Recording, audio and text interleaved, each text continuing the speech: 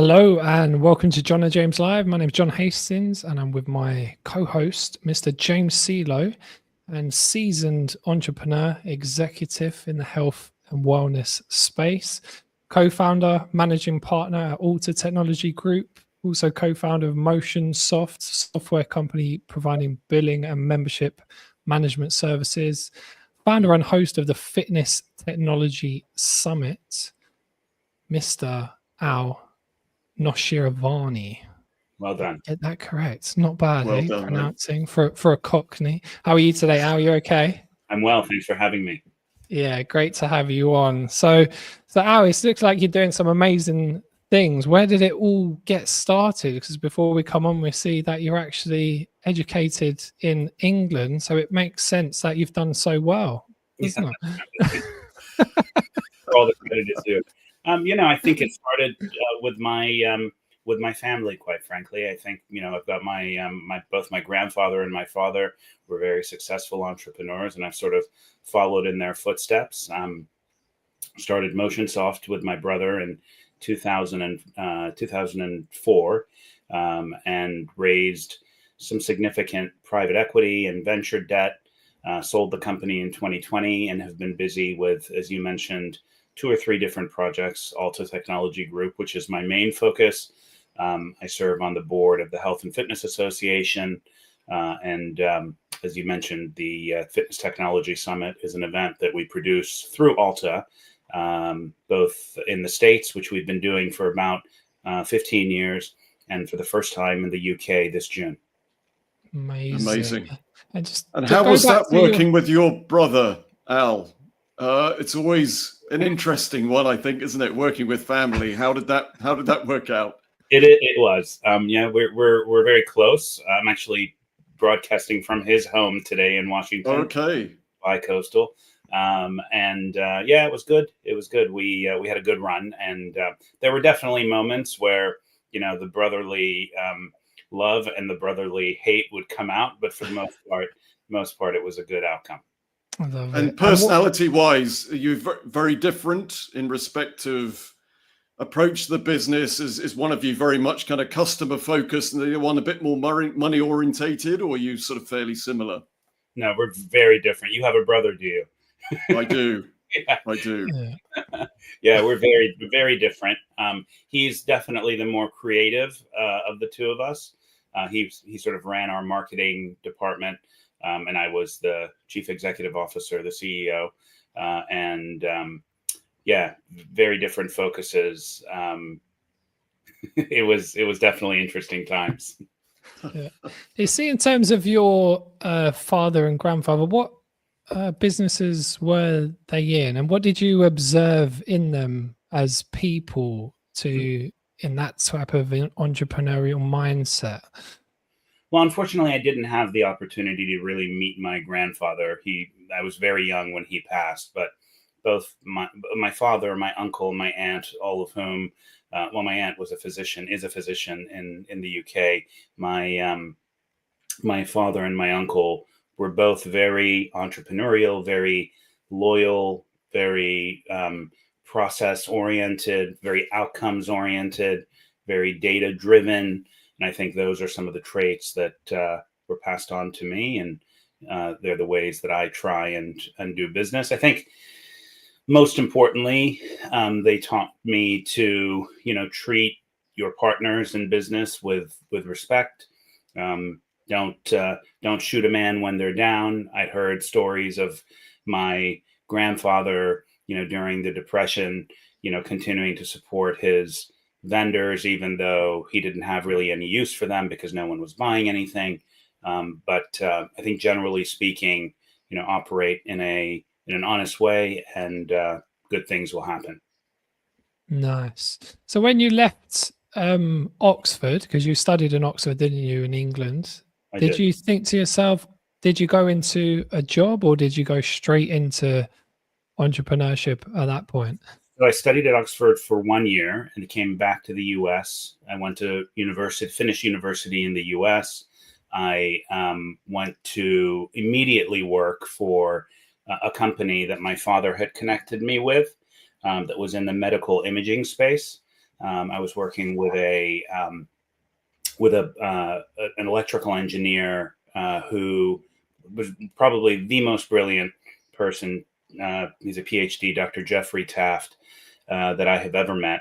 And I continue to remain in touch with him. But we had a nice run with a company called Microsignal, where we were we redid the way that imaging algorithms work. There's a long-standing algorithm called Fourier's algorithm, which is used for digital signal processing, and he had optimized it and rewritten it.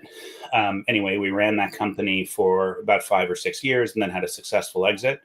And then at that point, I decided I'd go back to get my MBA and realized pretty quickly that, going back as a full-time student wouldn't be ideal. And so I began the process of sort of working and going to school simultaneously. And that worked out really well. In the middle of all that, I ended up working for the predecessor of Motionsoft. And quickly, the guy that I was working for realized that, I had done other things in my career, and I became the general manager. When I finished my school, I was planning on just going in a completely different direction. But the only people that were calling me were my former customers at what was at the time called KI Software. And started to work with them as sort of an intermediary between them and my former company, my former boss. And within a short period of time, he called me up and he said, look, it's obvious that you have more of an interest in this business than I, and we were able to do a round of friends and family financing and acquired the business from him and launched Motionsoft. So, amazing. Story, yeah. Fascinating. Yeah. Fascinating. And then was it a hit sorry, from the John, go beginning, Al, was it? Or was it sort of you had customers there ready and waiting and you just took it straight over and then you could build from that? Yeah, so we had customers. The company was operating, and we had, at the time we had just signed.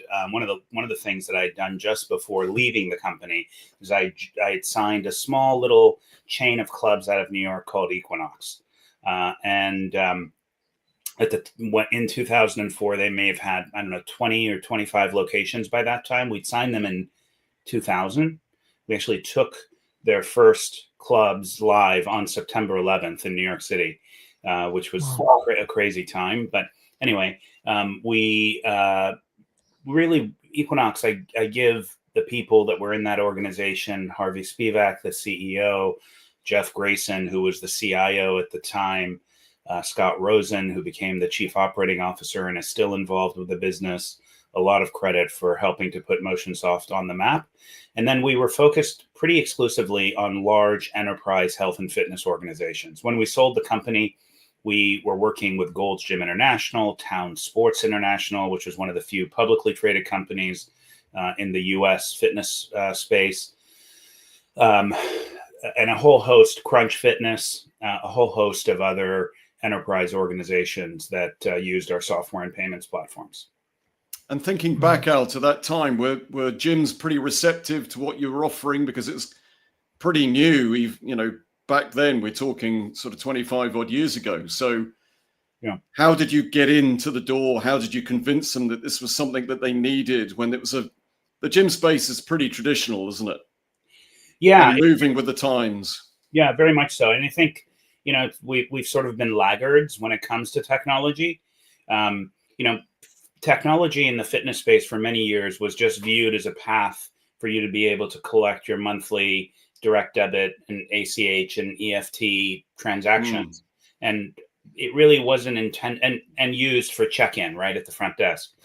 The reason that we selected the organizations that we selected to work with, the Equinoxes, Crunches, Gold's Gym, was because those organizations had started to value data, technology, the extensibility of products to be able to integrate with other solutions. They'd started to bring in CRM and lead management tools, and they did value it. And so and where the majority of our competitors played was in the accounts receivable management space. So the revenue cycle management will handle the direct debit business. And so that was our differentiator. We were truly a software company focused on providing great software. We didn't, in fact, provide payment processing until much, much later in our evolution, when we acquired a company called Connection in 2009 as part of the first round of venture capital that we raised. So yeah, I mean, I think things have changed quite a bit. I think first of all, there's been a massive injection of private equity money and venture capital money in what we call fit tech now. And that's not just, the Auras and the Whoops and the Apple Watches of the world. It's what's happening inside the four walls of the gym as well. Yeah. Is that where you see things going now, Al, in terms of, you've got the Fit Tech Summit, in terms of integrating more wearable tech or having more technologically advanced equipment? Is that where you see it coming? Because in the UK, I've seen that maybe the bigger box gym are charging less and less, and they're going for volume, and then the smaller places are getting rid of all of their equipment and having basically open spaces and doing, more expensive boot camp stuff. So they've gone back to sort of primal training. So where are you seeing the tech sort of coming in alongside the business models? Yeah, I mean, I think that we have to figure out how to use tech more effectively. At the end of the day, I also own a chain of clubs on the East Coast of the US. We've got 7 locations, Method gyms. And, we focus on using technology to reach our members outside the 4 walls of our clubs. And our ethos is to become the trusted source of fitness and wellness in people's lives. I think the opportunities in leveraging technology, are massive. So as you all know, you're both personal trainers, I believe. Yeah. Mm-hmm. In the past. Yeah. Yeah. Yeah, that's right. What happens inside those 4 walls in an hour pales in comparison to what happens in the 23 hours that you're outside. And, things like nutrition, recovery, rest and sleep, those are as much a part of a proper fitness and wellness regimen as what you do in the club on a bench press. And that's where I think technology can be the differentiator. I think to your point around the sort of prices that are being driven down, right, by the bigger boxes and sort of the more curated services, I think quite frankly that's where we fail, right? Because there's no reason why a larger organization can't create sort of a persona-based approach to fitness, as opposed to this cast a wide net and see what happens. A good example of that, there's a gentleman, I'm sure you've heard of him. His name is Paul Bedford. He owns a company called Retention Guru. He does a lot of work with enterprises. The standard for the fitness industry when a new member joins is to try to get them to come into the club, 4, 5, 6 times in their first month of membership. And this creates sort of a behavior change, right? And that's the goal: create behavior change, create change that create good habits. Well, there's 2 issues with that. First, if you're a person that spent the last 10 years sitting on the couch with a remote in your hand and you come into the club, as you all know, that first day you can do anything. Nothing hurts. But that next morning, forget it. I mean, it's just a horrible experience. And so Paul's approach is that you should create, there's 6 or 7 different personas in the fitness industry. And you should create onboarding programs that are tailored to each of those. Now, you can't do that unless you use technology.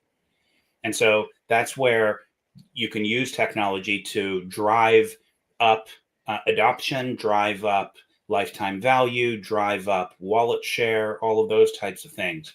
And if you don't do that, you'll ultimately lose to the smaller organizations that may not have the technology budgets, but just create a very personal experience, right? The boot camp experience you mentioned, John.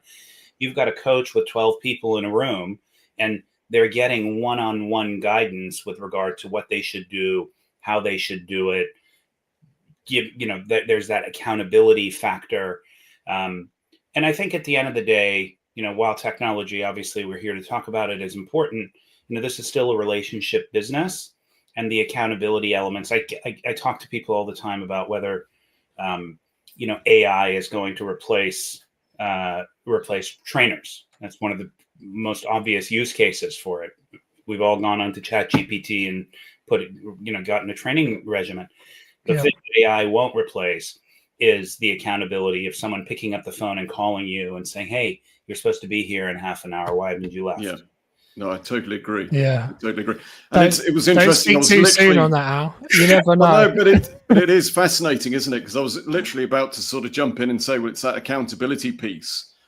And in small group training, you'll get a tribe of people that come together, and you don't want to let that tribe down. You want to be there. You want to be consistent, and it's also that social network element. Yeah. So, coupled with that, I think with the technology side of things is gamification. That if you can have that element there, that you're getting that dopamine hit, that you're getting rewarded for going in and doing something. Yeah. I think that's a big part of it as well, isn't it? So you've got the human element, but you've also got that stimulation that you can get knowing that you've been in and done that. And that app or that platform will tell you you've been in 6 times this week. And actually, whatever your heart rate response was, you earned your MET points, like with, these sort of companies now that are coming in that are giving you sort of reward points for activity, which I think is really powerful too, but also feeling like you're contributing to the collective. So, and just going on to FIBO, because I know that you were there and I've been probably 3 or 4 times in previous years. And there tends to be the sort of fairly generic stuff that's there. But was there anything from this year that you thought is a real game changer in terms of the industry in that regard, that it's really going to start driving this thing to get people into becoming more active more often? There was a couple of things at FIBO that I thought were really interesting. First, the growth of Pilates is out of control. I mean, I think that it seems to be an activity that no matter what age you are, there's a way for you to participate. And so that was really interesting. I think the other thing is connected equipment. I was really impressed with the work that both eGym and Technogym have done. eGym particularly, in that they've been able to convince all of their competitors to also share their data with them, which I find fascinating. They really are becoming a data company as opposed to an equipment company. The equipment company is really just a path towards having massive amounts of information. Their Genius product, which is their new AI-based training platform, I thought was really well done.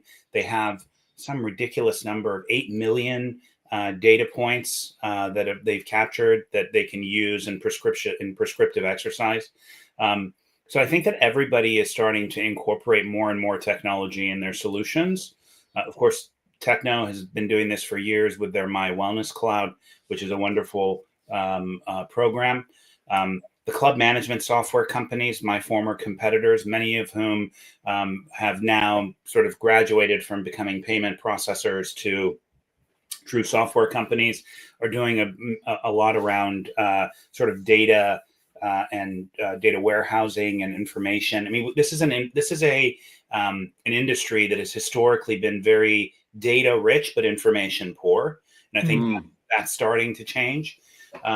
So yeah, I was pretty pleased with some of the things I saw both at the Health and Fitness Association trade show in March in Las Vegas, as well as in FIBO. Yeah, that's amazing. In terms of percentage of people that are part of a gym membership, do you know that in the US? I'm not really too sure what it is in the UK. Yeah, US population is about 350 million people, and we have about 70 million people who are participants in studio or commercial or public sector facilities. Is it growing at the moment, or would you say it's stagnating? No, it's growing. What's a couple of years ago at the Tech Summit in the US, 3 years ago at the Tech Summit in the US, we talked about the convergence of, healthcare and health club. And that's something that has continued to grow. Here in the US, as you know, we have sort of insurance-based private insurers provide health insurance. We don't have an NHS. And they're starting to realize, I mean, I think inherently everyone knows that fitness is good for you, right? It's sort of known, right? The challenge is that there are no standards in our industry that we can share with actuaries who work with insurance companies to set the premiums, the rates that one pays.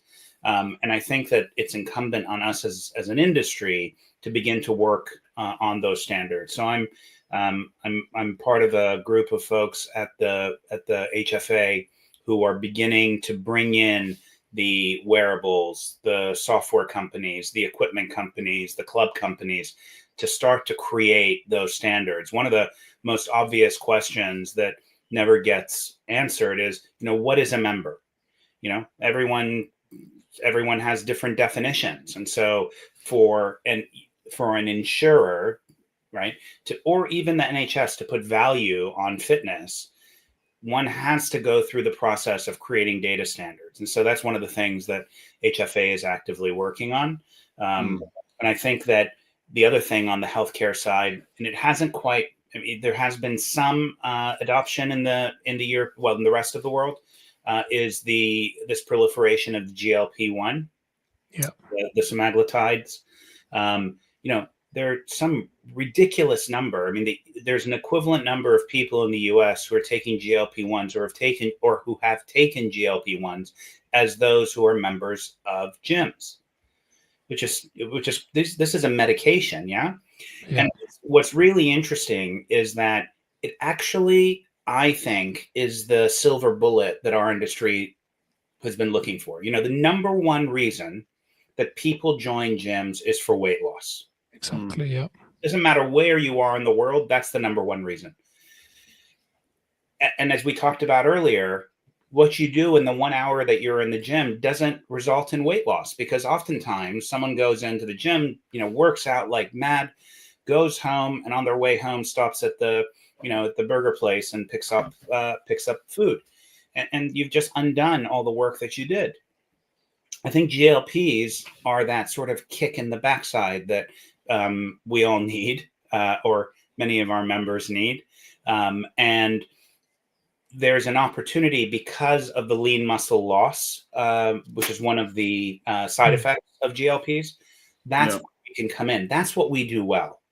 Right? I think that narrative is shifting, Al, isn't it? Really, because of that it's now going into strength training, as you said, muscle density, because before it was all about, again, the weight loss. It was all about standing on the scales and seeing that you'd lost a couple of pounds and were happy with that. And that was great. Yeah. And the misconception, as you were saying, that the exercise is going to give you that if you're not then going away and doing the correct things outside of that environment. So absolutely, I think in combination with, it'll be interesting to see how this plays out long term, because it's still very, very early days. And then when it comes in as pill form, there'll be even more proliferation of it. That the fact that it's an injectable now, it'll then turn into a pill, it'll go off the scale in terms of people engaging with it. So anything that can be incorporated into that to say, well, look, this thing is here. How do we embrace it? How do we then make sure that people are using it safely? Because we know there are side effects to it, but it's becoming a lifestyle drug that's then integrating into this entire spectrum of activity that people will then decide. And it's then that agency, isn't it, over what you do and how you engage. Yeah, there's no question. And I think the growth of weight training versus cardio training could not have happened at a better time. I think a lot of people have wondered why, this sort of shift happened. And I think a great deal of it actually was a result of sort of the Gen Z population that started to come into gyms, and they post pictures of themselves, and it's really hard to do, a picture as you're, walking on a Stairmaster or running on a treadmill. But when you're squatting, it's much easier and perhaps nicer to look at. And so I think that GLPs came along at the right time. I don't think they're not necessarily a medication that works well with a cardio regimen, but they're a medication that physicians tell their patients to whom they're prescribing these medications that if you're going to take this, you need to incorporate weight training. This has never happened before. Physicians just used to say, go and exercise. Now they're much more prescriptive and saying, go and weight train. So we've got it with Vitality Health Insurance in the UK. I know I used to do life insurance here. So, if you do certain things like your step count, you get a lower premium. Is that what you're talking about with connecting the data with the members to incentivize them to participate in exercise?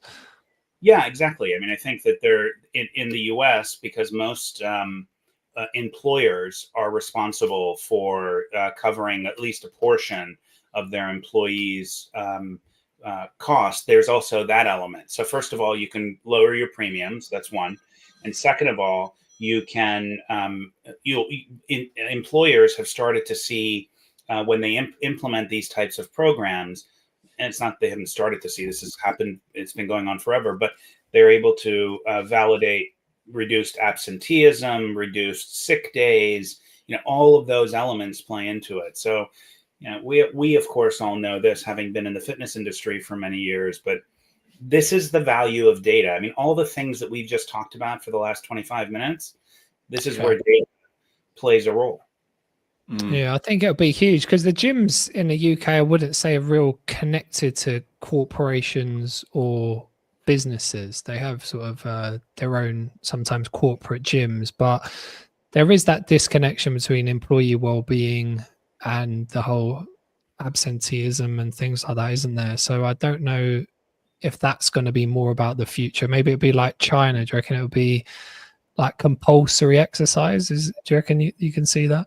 I actually see it is happening. It's happening across the globe. The company we mentioned earlier, eGym, has recently acquired and entered into what's called the aggregator market. These are companies like ClassPass, WellPass, WellHub. I think eGym's product is called WellPass. And these are organizations that go direct to employers. They sell reduced sort of fee access to their network of gyms. That's right, yeah.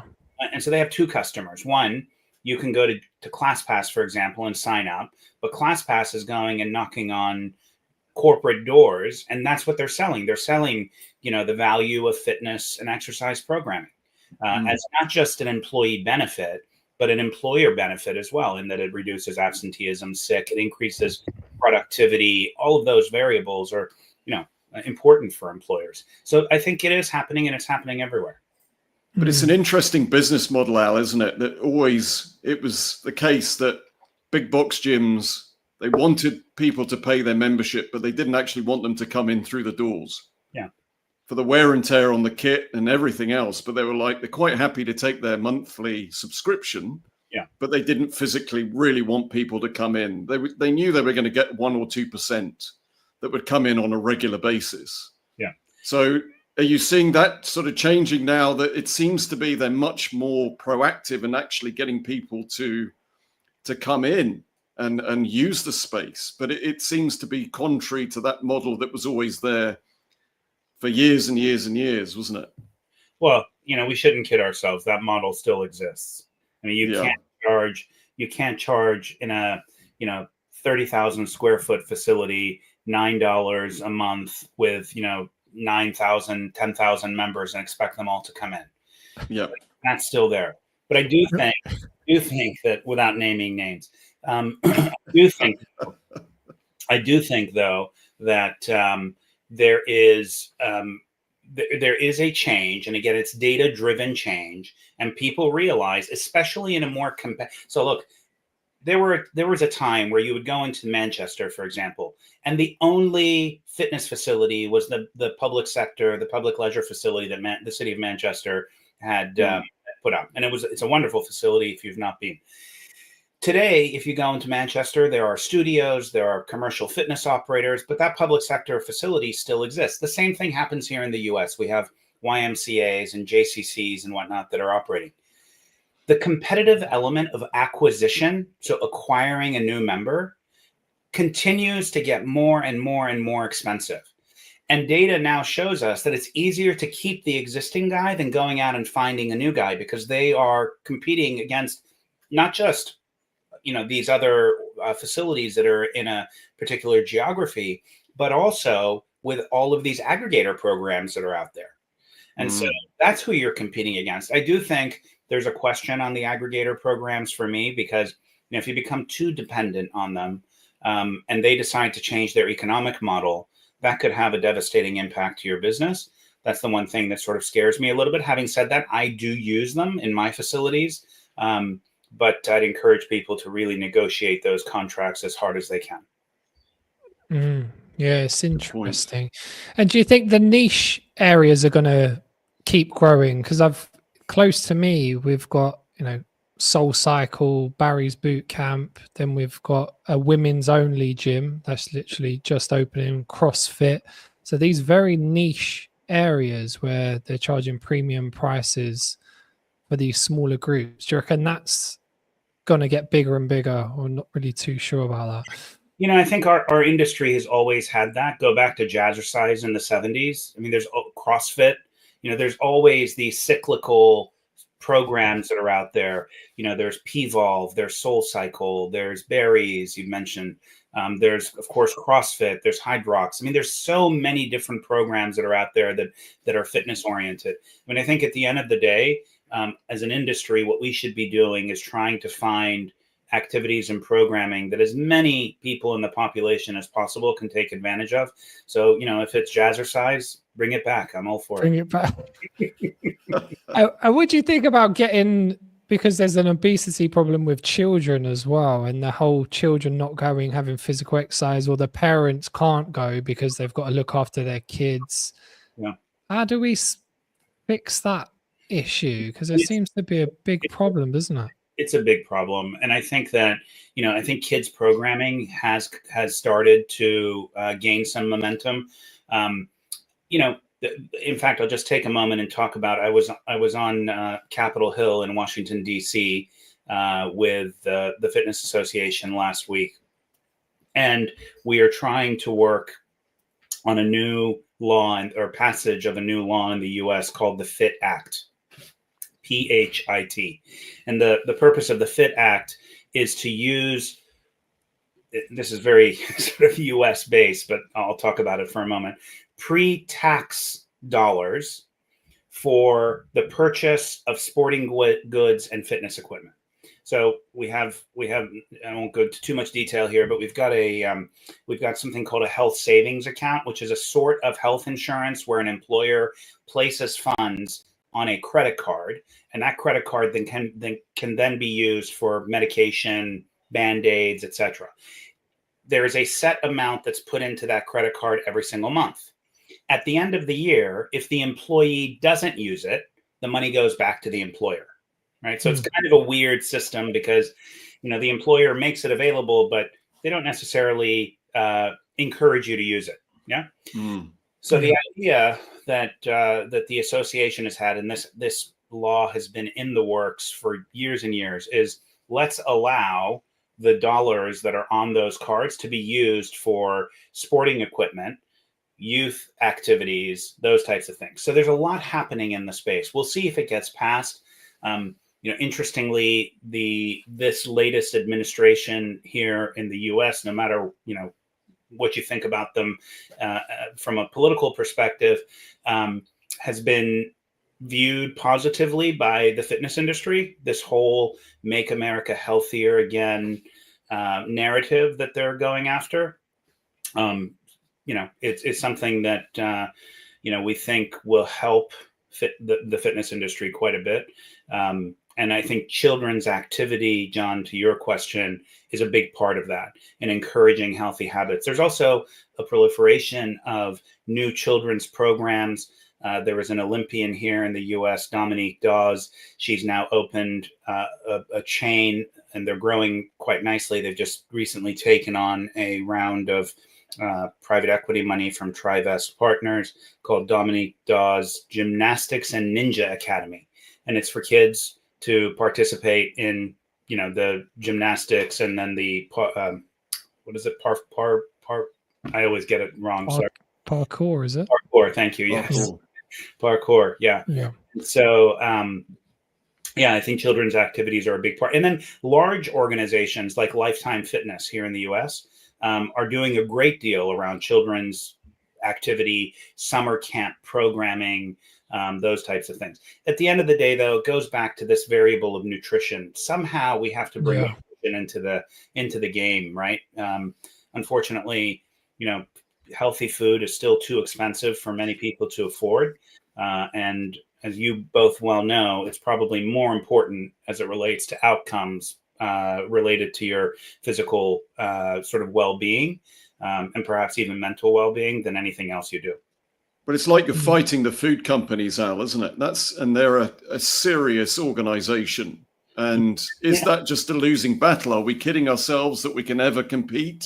I read an article recently that they have now started to develop ultra processed food that combats GLP's effectiveness, which is, it's where do you go with that? You just as well go, well, let's give up, because it's like they're always going to be one step ahead, that these lobbyists are going to be there just making sure that all of that is seen off at the pass because it's survival. Yeah.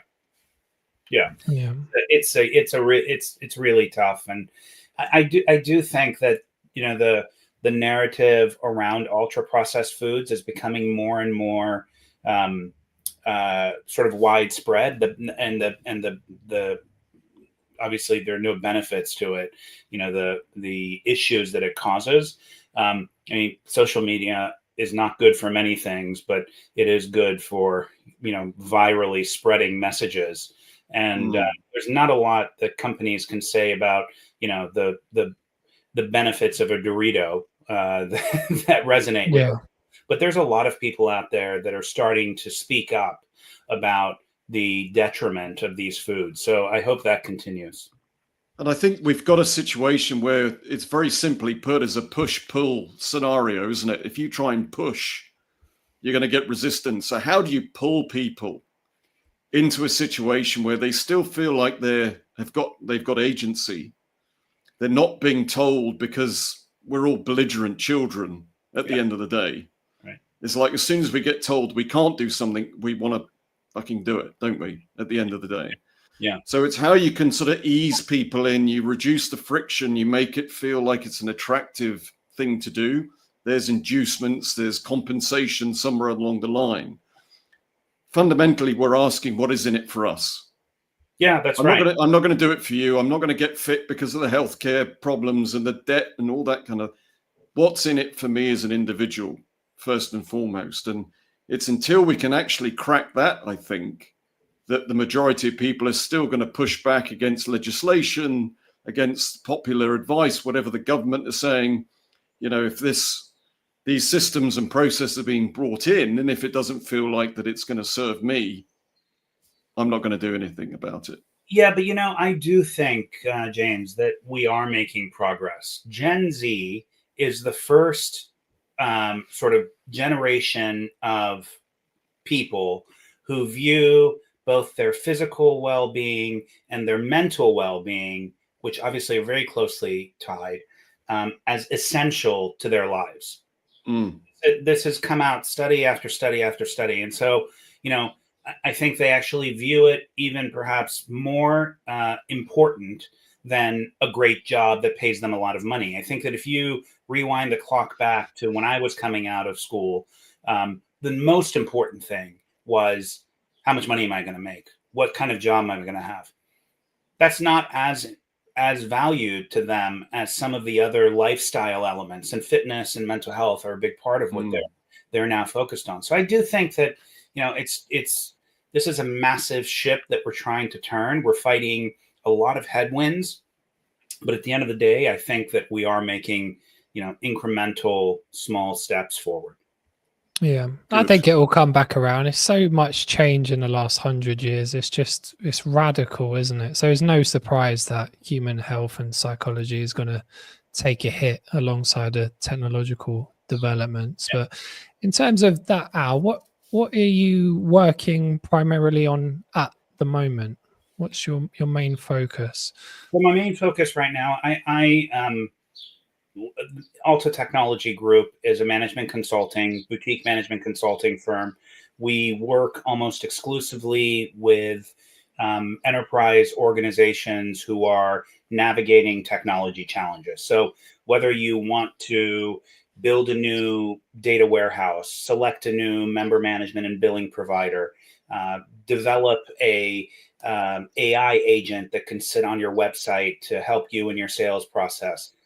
We have a team of people who work with some of the largest brands in the world. We work with Purpose Brands, which is Orange Theory and Anytime, the new sort of consolidation of those two organizations. We work with Planet Fitness. We work with very, very large organizations to help them navigate those types of things. We provide resources that are on site to help people with system administration. We provide fractional CIO services. So it's a boutique consulting firm. So that's the main thing that I work on. And then, of course, as part of Alta, we produce two events, which we talked about earlier, the Fitness Technology Summit UK and the Fitness Technology Summit US. The former will be at Stamford Bridge Stadium.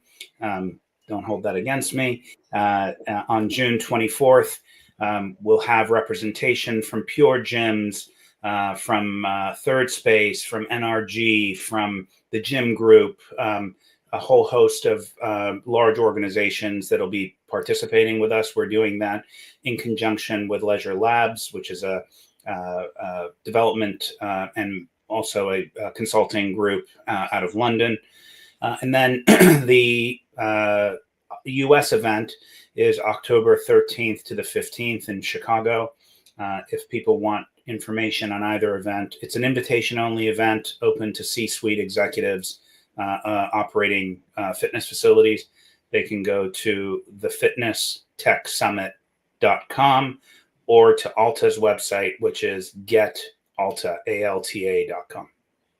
Perfect. And in terms of those companies, Al, what are the top problems that you're seeing regularly? Is there any common themes where a lot of these companies, in my mind, I'm thinking something like, because of the Ukraine war, it could be electricity prices. And then all of a sudden the commercial prices of these places have gone through the roof. Is it those type of logistical problems, or is there other big challenges that they might be facing? So, right now, this is a technology summit, but obviously as a person that's in this industry, there's a lot of challenges that people are facing. I mean, I think the economic disparities by people who have versus people that don't have is a top of mind. How do you create a brand that only caters to a small portion of the population? And so, people are trying to figure that out. I think the other thing that is, perhaps more a concern for operators here in the U.S. is the tariff situation. Imagine that you're paying, $5,000 for a treadmill, and next month that treadmill could be $15,000. Now, I think this past weekend there was some progress made on that front, and hopefully we'll be able to avoid some of these challenges. So I think those are some of the more operational challenges. Staffing is an issue. This is an industry that has, we have high turnover. Yeah, I mean, we've got 35% turnover on our membership and almost 55% turnover in our staff. How do you keep staff engaged? You've got to, provide them with benefits. Yeah. You need to provide them with training. You need to provide them with upward career momentum. The fitness industry has always been sort of a stepping stone industry for a lot of people. Whether it's a person that wants to train because they were a high school athlete and then a college athlete, and they decide that they know something about training, go online, do a certification course, go to a gym and start training people while they're in school to make a little bit of extra money. And then once they pass, or once they move on from school, they'll go off to another job. Same thing with front desk. I mean, it's always a 16, 17, 18-year-old that's working at the front desk as sort of a part-time job. Yeah. So these, staffing is a major challenge. Engagement is another challenge. So we at the summit, we're going to be talking about some of these things, right? So we talk about staffing, engagement, proper training programs. How many times have you walked into a club and seen the person at the front desk with their head down looking at a phone? It's a really bad experience for everybody. Yeah. You'd never get that sort of an experience at a Harrods or a Selfridges, would you?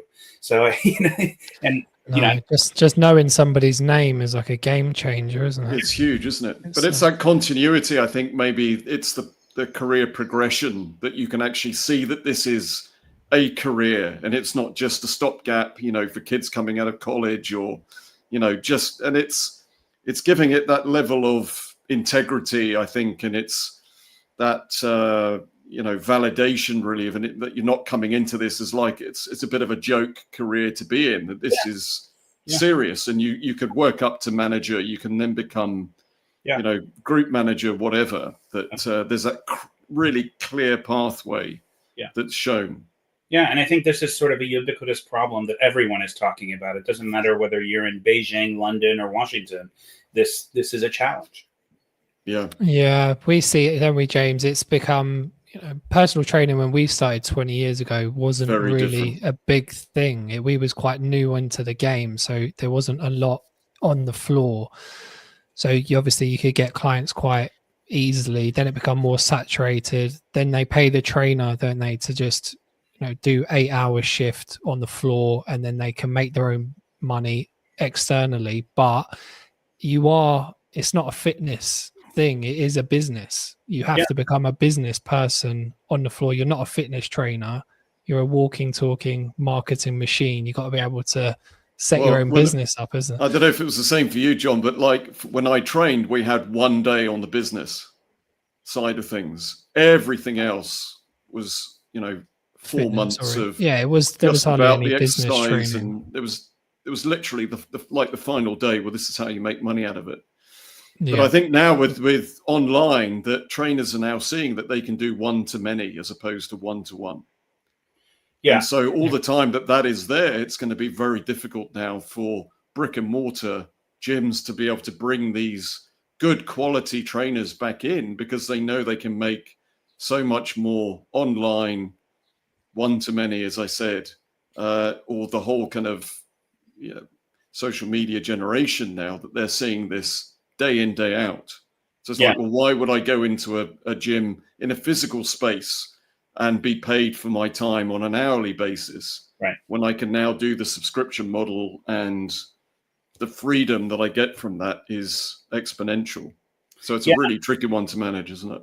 Yeah, and I think that there are ways for operators to change the model. I mean, as opposed, one of the things that some successful operators, and we've done it at some of our clubs here in the States as well, is basically allow fitness trainers to create their own mini businesses inside your club.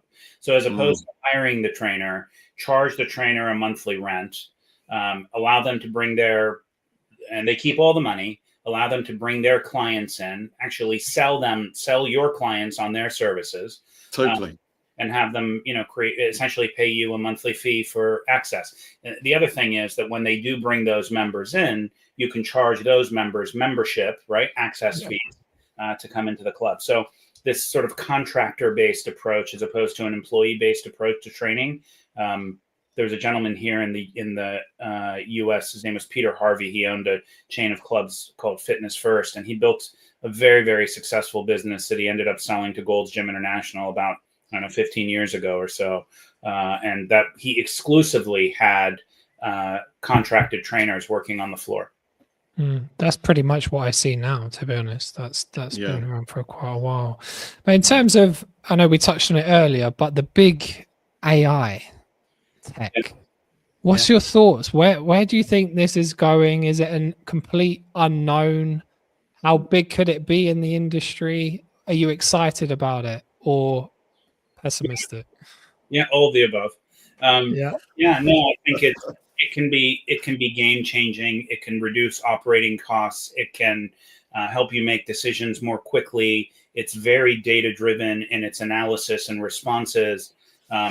I do go back to what we said earlier, which is this is still a relationship business, the accountability elements. There's one thing to push a notification to somebody. There's another thing to get a phone call from a live human being, although AI will get to a point where that phone call can be made and it sounds like a live human being. Yeah, I think it's game changing. I also think that we need to be really careful because there's a lot of what I'll call AI bias that's real. I did some work for a chain here in the U.S. and they wanted to use an AI agent to help to evaluate hires, employees, resumes. And so one of the things that we started to check was, is there such a thing as AI bias? And we confirmed unequivocally that there was. So it's not going to replace humans. And I'll give you an example. So we looked at these were resumes that we created to test the system, created two exact replica resumes. One was John Doe and the other was Jane Doe. Both of them graduated from the same school. They had the same grade point averages. They had the same certifications, but Jane had an 18-month gap in her career in 2022 and 2023. And the AI agent said, we'd be crazy to hire Jane. We should hire John. Well, there's a problem there because Jane had that career gap because she went off and had a child. And so now you have created a situation for yourself that could result in a big problem. And so litigation. Yeah. And so I think that, and that's sort of rampant, right? These large language models are fed by information that's out on the web, right? And so as we all know, that the information that's out on the web is not always true and accurate. And so there's a lot of things that we have to think about when we're implementing these things. Having said that, I think that the implications from a marketing perspective, from a product pricing, packaging, promotion perspective, where you're really just reliant on data and what's out there, could be game changing for fitness operators. Yeah, you can see it becoming so much more personalized, can't you? Every gym will be able to send personalized nutrition and exercise plans. Yeah. Like you said, push notifications are going to be really big. Even things like real time, how busy the gym is, that type of stuff, to, simple things, parking spaces available, those type of things could be in real time, couldn't they? To be honest. Yeah, absolutely. Yeah, it's very exciting. I think it's a little left field, this question, Al, but just to kind of round things off a little bit, to give your, let's say, 20-year-old self some advice from where you are now and everything you've learned in your sort of 25-year plus experience of being in this industry. If you were to then go back to your younger self, what do you think would be, let's pick one particular nugget of advice that you would give your younger self, knowing what you know now? What do you think that would be? I think people say this all the time, and it took me a long time to realize how important it is. But, I think it's hire slow, fire fast. I mean, there's the number one thing that can bring your business down is the people. And, I think that waiting and hoping is not a good strategy. And I've certainly made that mistake. And so, the people that are around you are the ones that are, you can't run a business yourself. I mean, certainly you can be an independent consultant that takes on one or two projects a year and, execute. But if you want to grow a business, the people around you are the most important elements that are going to contribute to your success. And, making change, whether you're bringing in people or letting them go, is a part of that. And loyalty doesn't always serve you well. Sure. Yeah. And where do you see yourself in 10 years' time in terms of the Fit Tech Summit? Have you got visions of where you see that project going? Yeah, I mean, whether it's the Fit Tech Summit or Alta, I really, really enjoy what I'm doing right now. Nothing makes me happier than sitting across the table from my former competitors and serving the customer, and knowing, the tricks of the trade, if you will. I'd like to continue to do this as long as I can. We'll continue to produce the Fitness Technology Summit as well as long as we can, with the hopes that we can educate the industry, continue to drive value.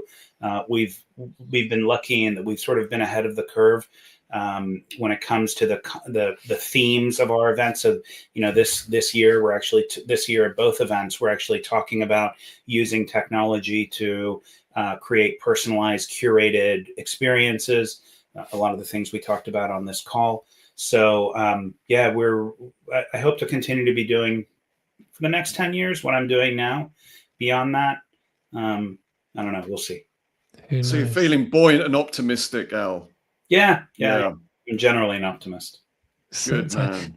And just lastly, Al, what's the difference between the US and Europe? What are the major differences in the way we think, the way we're approaching health? Is there anything we can learn from each other? Have you noticed, because you've got your summit in England, obviously you've been working in the US. Yeah. What's the difference between us, or is it pretty much the same everywhere? I think on the operating side, it's pretty much the same. One thing that's been really interesting for me, and we actually brought a group of the speakers that are so Andy Caddy, Milan from Pure Gym, Milan Juza from Gym Group, Mark Williams from David Lloyd Leisure, and Stephen Dick from Third Space did a panel at our US summit. We called it the British Invasion panel last year to talk about exactly this. I do think that we can learn from each other. What's been really interesting for me, and I've worked sort of tangentially at least in the UK market, not necessarily the European market, for many years, is that the value, the first tender or RFP that I ever saw in the fitness industry came out in 2002 by Holmes Place in the UK.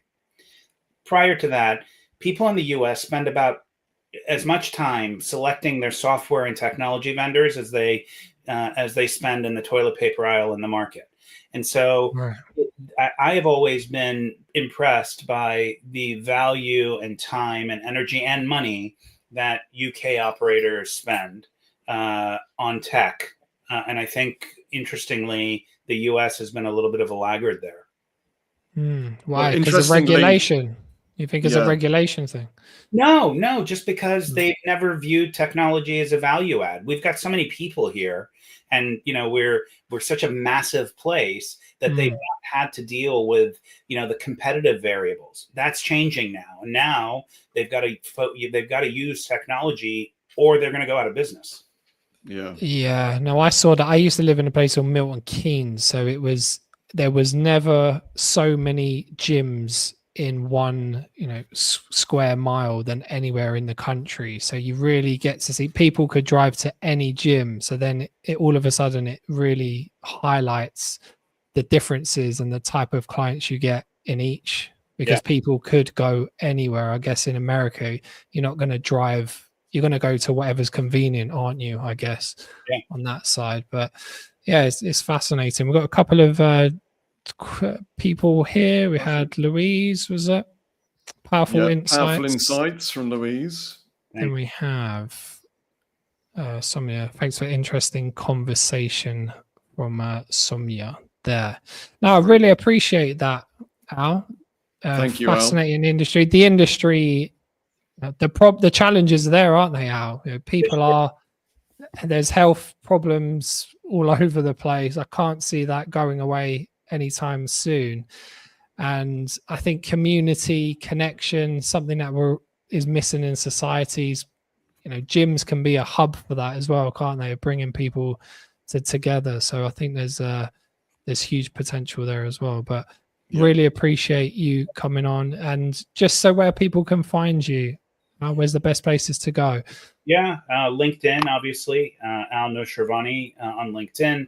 My email, al@getalta.com. And of course, everything is on the Alta and the Fitness Technology Summit websites, which I mentioned earlier. Perfect. Thank you very much, Al. Well, have a Much fantastic day, appreciated. and we'll see you in the green room afterwards. Okay. Yeah. Okay. Take care, everybody. Bye bye. Bye bye.